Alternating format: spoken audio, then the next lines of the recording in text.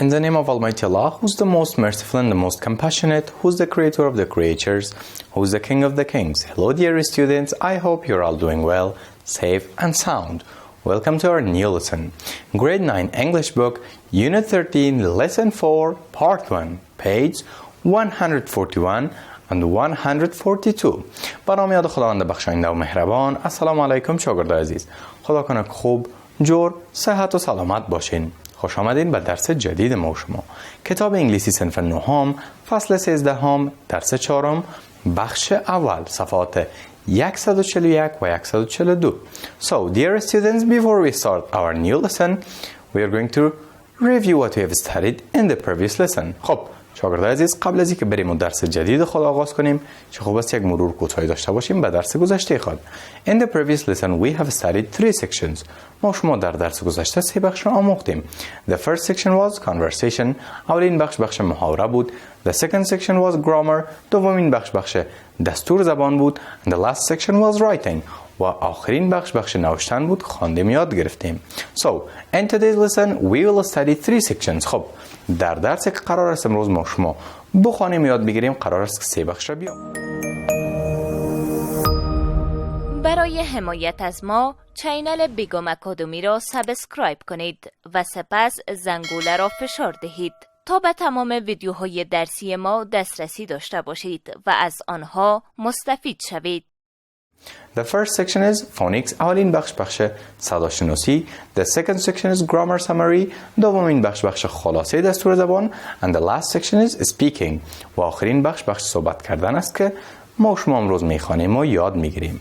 شاگردای عزیز، میفهم کارهای خانگیتان انجام دادین. حتما داخل چک میکنم. قلم، پنسل، کتابچه آماده. بیاین که درس خود شروع کنیم. Phonics، صداشناسی.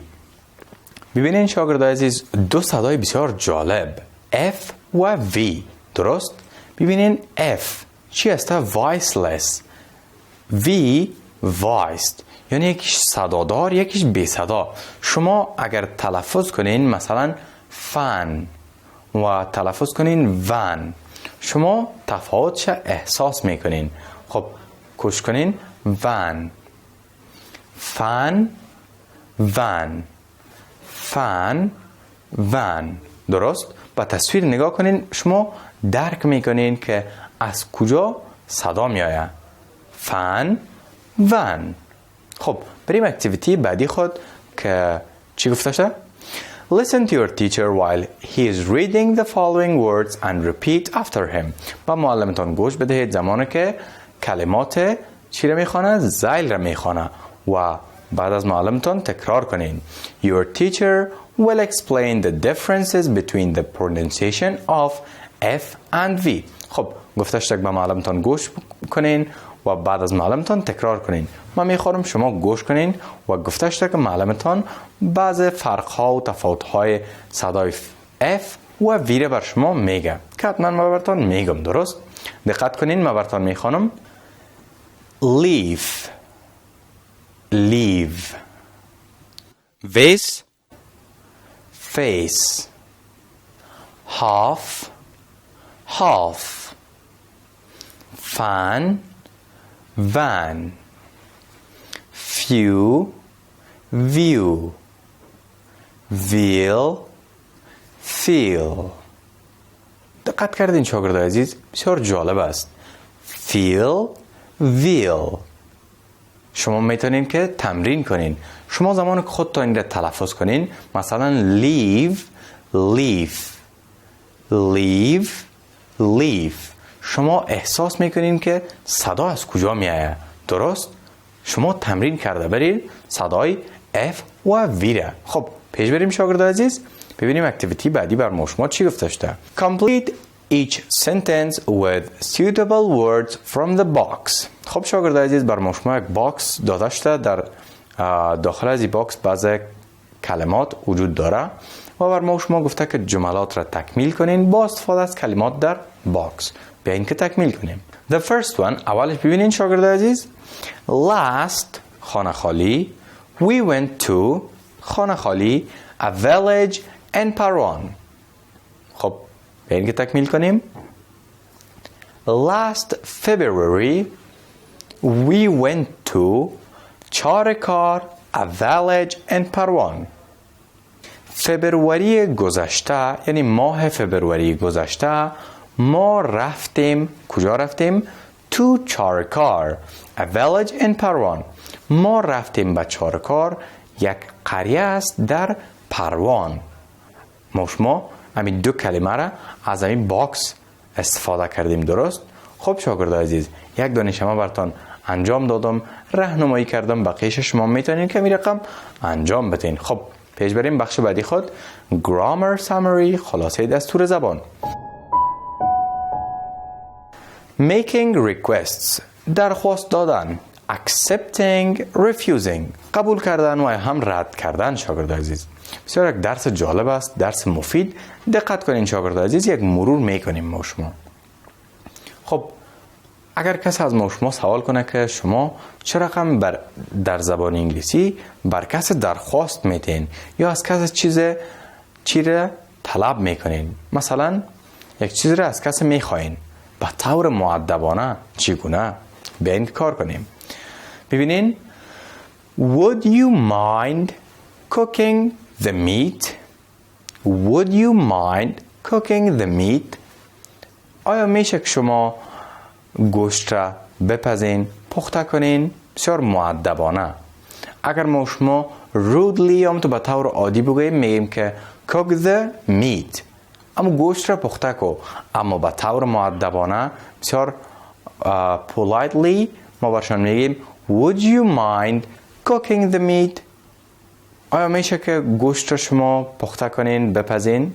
اگر accept کنن قبول کنن میگن که sure no problem مشکل نیست و اگر رد کنن میگن sorry but ادامه میتن excuse یا بهانه خود را میگن. خب راه دیگر هم داریم ما شما بخاطر که make request یا درخواست بدیم. ببینین can you buy some bread please آیا میشه که مقدار نان خریداری کنین؟ چی است؟ درخواست است مؤدبانه.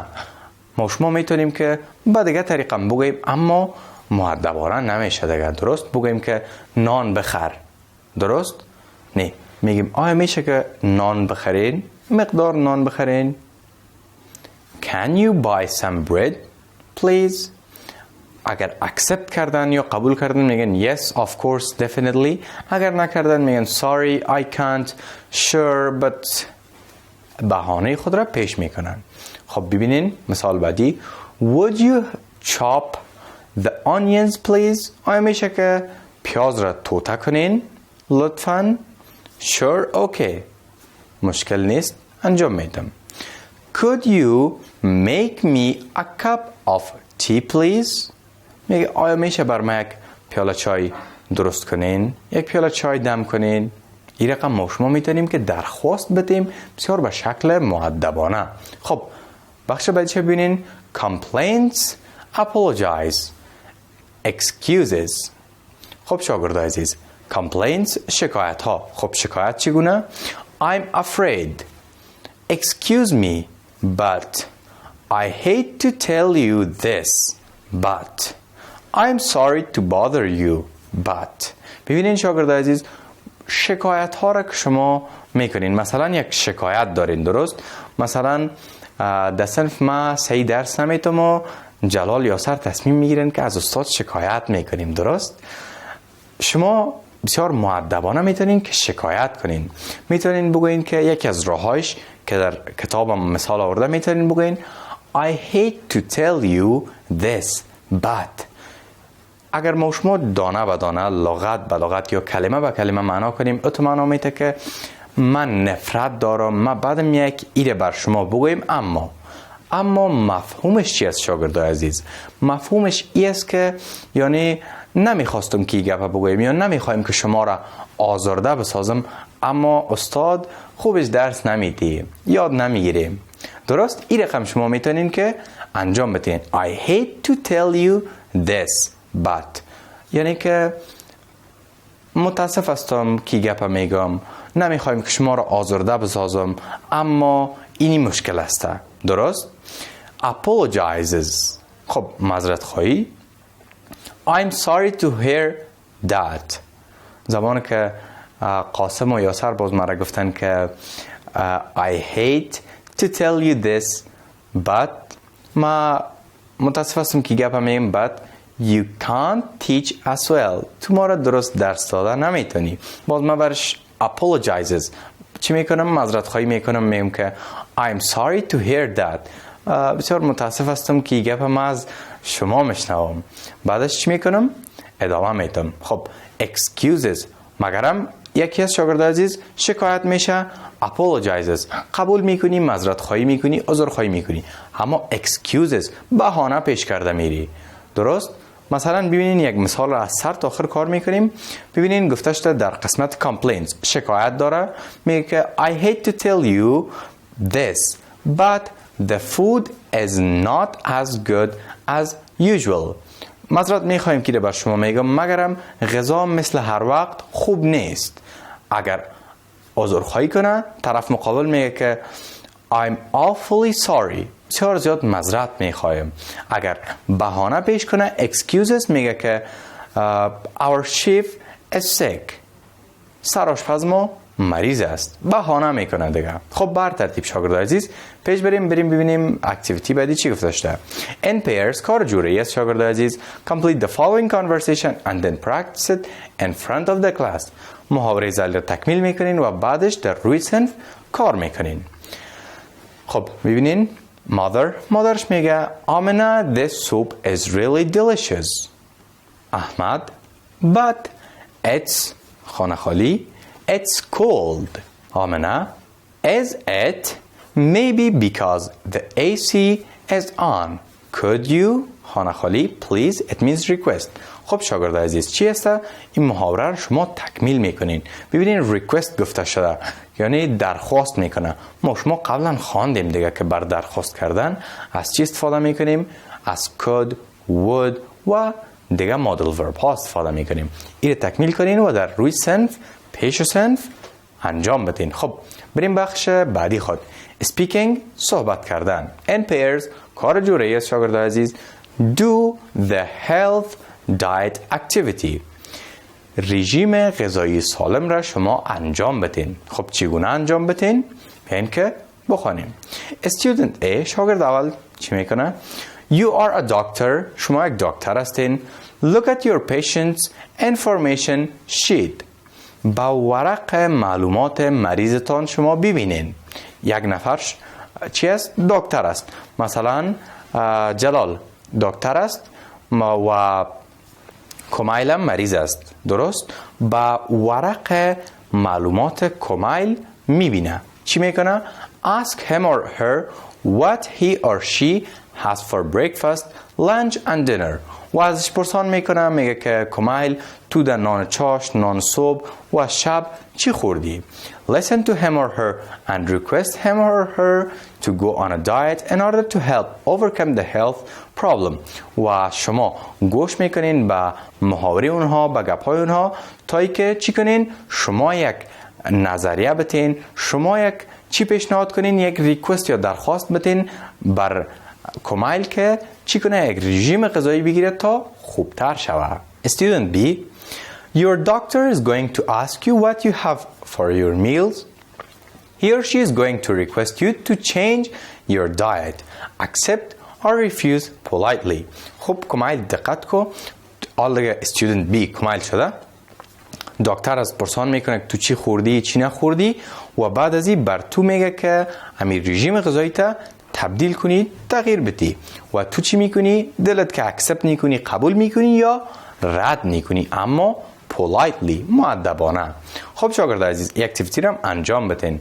خب وقتش رسید که درس امروز خود جمع‌بندی کنیم. شاگرد عزیز ما شما در درس امروز 3 بخش آموختیم. اولین بخش خواندیم بخش صداشناسی بود، دومین بخش خلاصه دستور زبان بود و آخرین بخش صحبت کردن بود که ما شما خواندیم و یاد گرفتیم. بریم به طرف کار خانگی. قلم کتابچه آماده نوشته کنین. homework کار خانگی. How can you accept or refuse someone's request? How can you accept or refuse someone's request?